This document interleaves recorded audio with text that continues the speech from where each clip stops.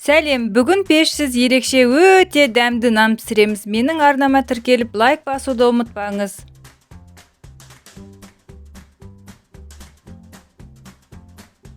Мен ұнды алдын ала електен өткізіп алдым. 1 қасық қант қосамыз. Жарты қасық тұз қосамыз. 1 ас қасық ашытқы қосамыз.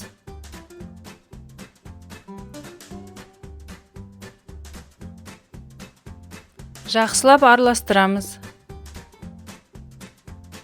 Үстінен 350 грамм жылы айран құямыз. 3 ас қасық сұйық май саламыз. Жұмсақ қылып нан илейміз. Менде шамамен 600-700 граммдай ұн кетті.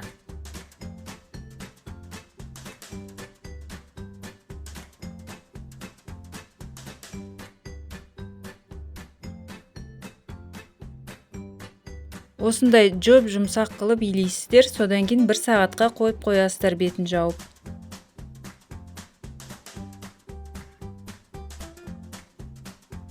Бір сағаттан кейін нанымыз көтеріледі, тапаға май жағып, нанымызды салып, басып 15 минутқа қақпағын жауып қойып қоямыз.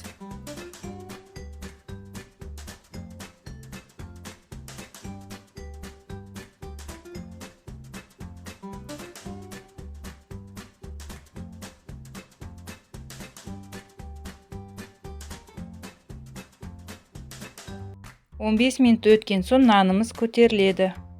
Тапаны газға баяу отқа 20 минутқа қойып қоясыздар. Астын көтеріп қарап тұрсаңыздар болады. Әрдайым қақпағын буланғанда сүртіп тұрасыздар. 20 минут өткен соң нанды екінші бетіне аударамыз.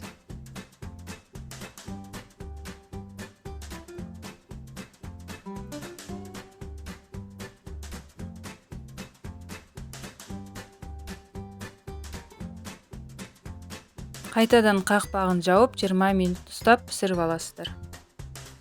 Өте дәмді әрі жұмсақ болып шығады. Арнама тіркеліп, қоңыраушаны басып қойыңыз. Алда жаңа рецепттер көп болады.